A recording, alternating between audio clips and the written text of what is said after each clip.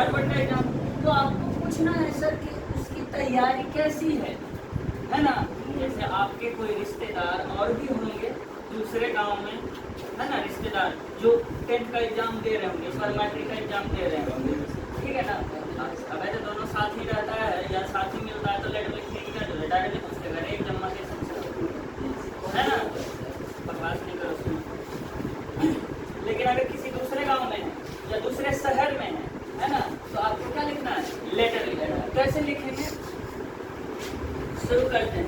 पहले लिखेंगे examination hall, date और ज़्यादा से ज़्यादा address.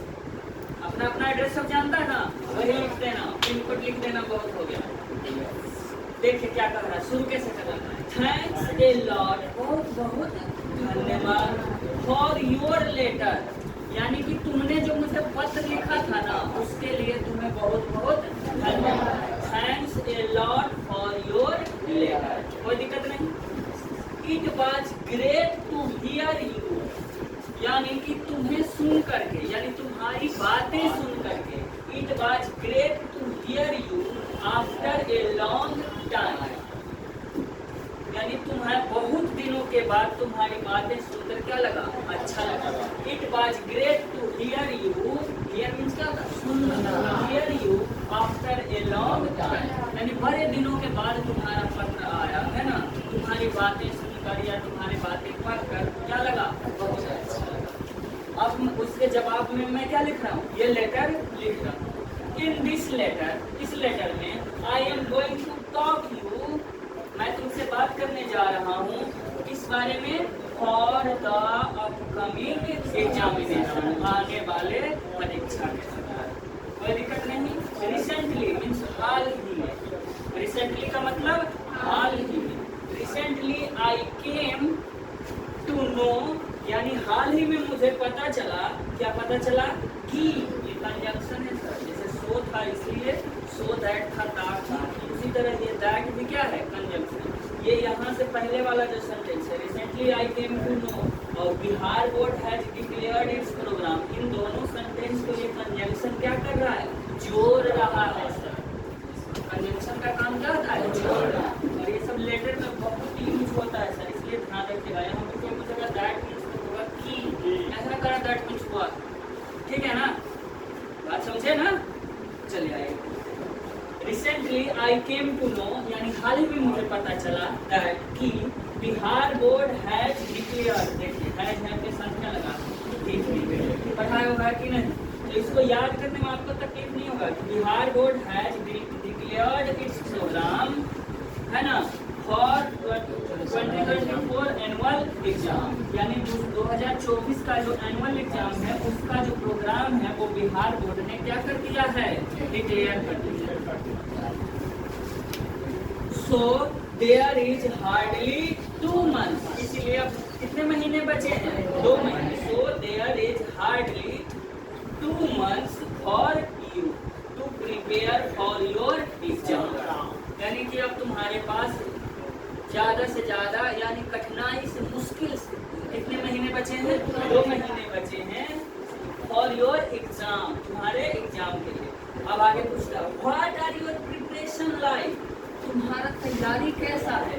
What are your preparation like, यानी तुम्हारा तैयारी कैसा है, क्या लिखा हुआ है बराबर, what are your preparation like, यानी तुम्हारा प्रिपरेशन किस तरह का है, तुम्हारा प्रिपरेशन, तुम्हारा तैयारी कैसा है। Are you confident with your subject, क्या तुम्हें अपने सब्जेक्ट में विश्वास है। Are you confident with your subject, पहला क्वेश्चन क्या था सर, देखिए what are your preparation like, तुम्हारा तैयारी कैसा है। Are you confident with your subject, क्या तुम्हें अपने सब्जेक्ट पे क्या विश्वास है कि पास हो जाओगे, वो वाला विश्वास। Are you confident with your subject. How about, special पूछा है सर, देखो how about your maths and English paper, तुम्हारे मैथ्स का और इंग्लिश के पेपर का क्या हाल, यही कर रहा है ना, वो कैसा, कोई दिक्कत नहीं। इतना सारा आपने पूछ लिया ना सर, और यही था ना कि क्या करना है, पूछना है ना। तो 3 क्वेश्चन है, what are your preparation like, are you confident with your subject, और how about your maths and English paper.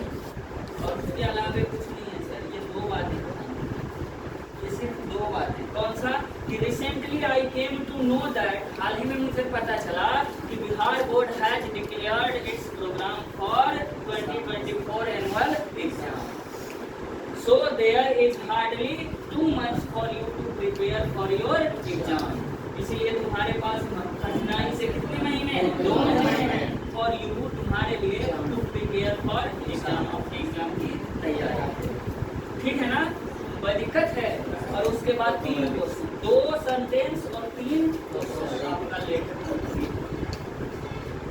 दिक्कत ये सब तो एक्स्ट्रा है सर, ये सब एक्स्ट्रा, ये सब बातें याद रखनी चाहिए। ठीक है ना? आगे है I wish you all the very best for your examination. इसका हिंदी समझाना होगा, डायरेक्ट याद रखोगे। I wish you all the very best for your examination and wish you will pass in the best way. दिक्कत है सर याद। अब आप सुनो बच्चे, अगर आज जा करके घर में याद करो तो ये आपको आधे घंटे में अच्छे से याद। कल करोगे तो 45 मिनट, ठीक है ना? परसों करोगे तो 1 मिनट, और उसके बाद करोगे तो आपको आपके टावर नहीं होगा एग्जाम को पहले। हाँ, ये बात है कि अभी अच्छे से याद करके 1-2 बार लिख करके भूले हुए रहोगे, और एग्जाम टाइम में फिर जब उसको दोबारा देखोगे तो ये फिर 15 मिनट में याद हो जाएगा। लेकिन अभी याद करके एक बार भूला हुआ रहना चाहिए। ऐसा नहीं कि एग्जाम टाइम के लिए रख ले लो। अभी बच्चा सोचता है, सच कह रहा हूँ, बच्चा सोचता है कि अभी तो क्या याद करेंगे, अभी तो याद करेंगे तो उस समय तक भूल जाएगा, और उस समय याद ही नहीं होता। का एक ही मतलब होता है सर कि आप पहले एक बार इन सब चीज़ों को, जो भी चीज़ें हैं उसे एक बार पढ़ करके भूले हुए रहो, है ना? ताकि जब ये दोबारा आपके सामने आएगा तो आपको आधा घंटा नहीं लगेगा, आपको 15 मिनट लगेगा। ठीक है ना? अगर आप कंटिन्यू रिवीजन में हैं तब तो 5 मिनट में देखते हो सर। अगर आपका कोई